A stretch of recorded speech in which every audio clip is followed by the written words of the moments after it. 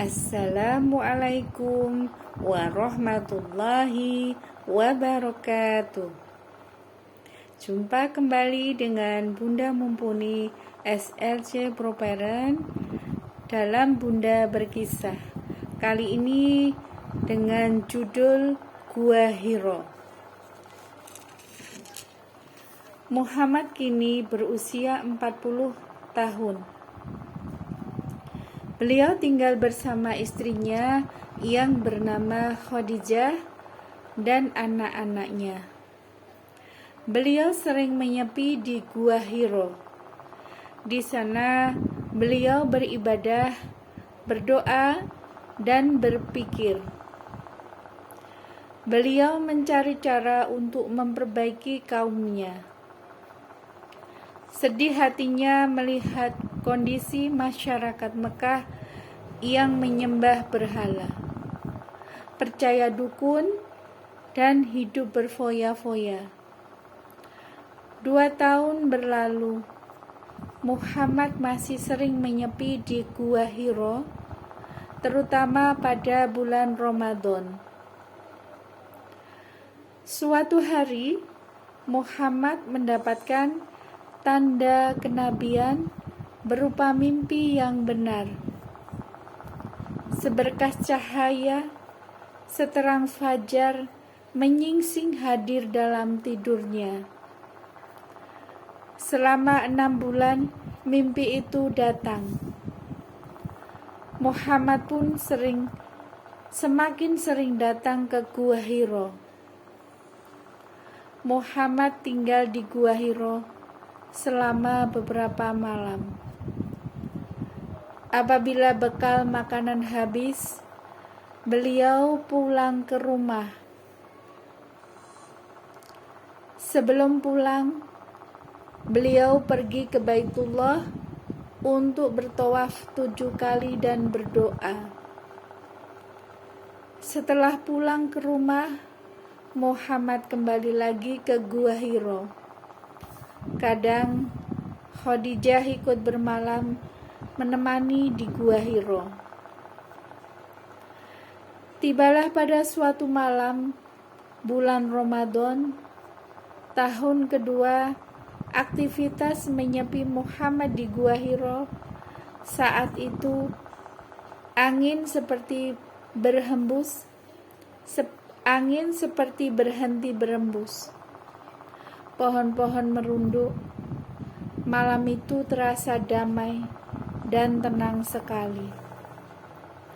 Tiba-tiba terdengar suara di tengah keheningan gua. Bacalah. Muhammad menatap sekeliling.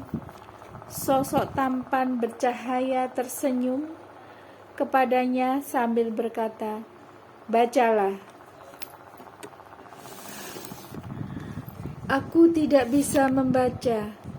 Muhammad menggeleng. Tubuhnya meringkuk gemetar. Keningnya dibasahi keringat sebesar putih jagung.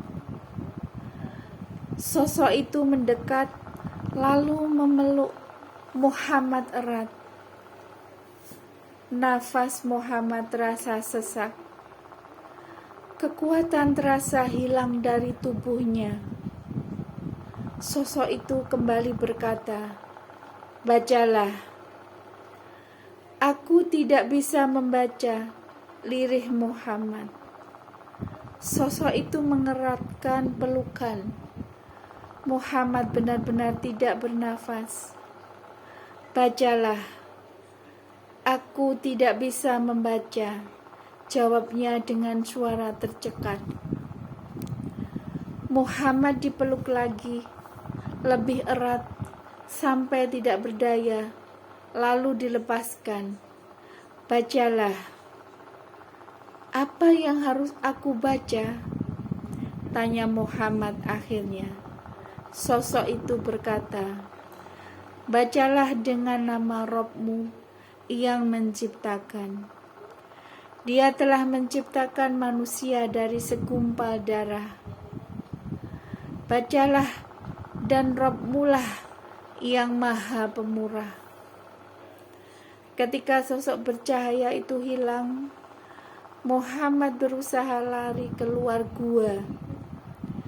Gemetar tubuhnya, lemah kakinya.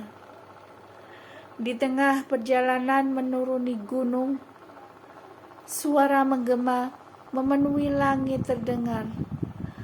Wahai Muhammad, engkau adalah utusan Allah, sedangkan aku adalah Jibril. Muhammad mendongakkan kepalanya ke langit. Di sana tampak seorang laki-laki. Wahai Muhammad, engkau adalah utusan Allah, sedangkan aku adalah Jibril, ulangnya. Muhammad mematung, tidak bisa berkata apa-apa. Beliau menatap ke arah lain. Tetapi lelaki itu tetap terlihat. Ke arah manapun beliau berpaling, lelaki itu tampak. Muhammad meneruskan perjalanan dengan nafas tersengal. Setelah laki-laki itu menghilang, beliau mendatangi Khadijah. Selimuti aku, selimuti aku, selimuti aku. Khadijah menyelimuti suaminya tanpa bertanya apa-apa. Itulah peristiwa saat Muhammad diangkat menjadi Nabi Allah Subhanahu wa ta'ala.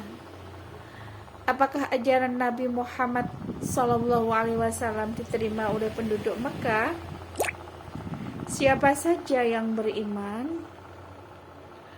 Baik, kita tunggu kisah selanjutnya. Untuk kali ini Bunda cukupkan sekian. Kita jumpa lagi dengan kisah yang lainnya. Wassalamualaikum warahmatullahi wabarakatuh.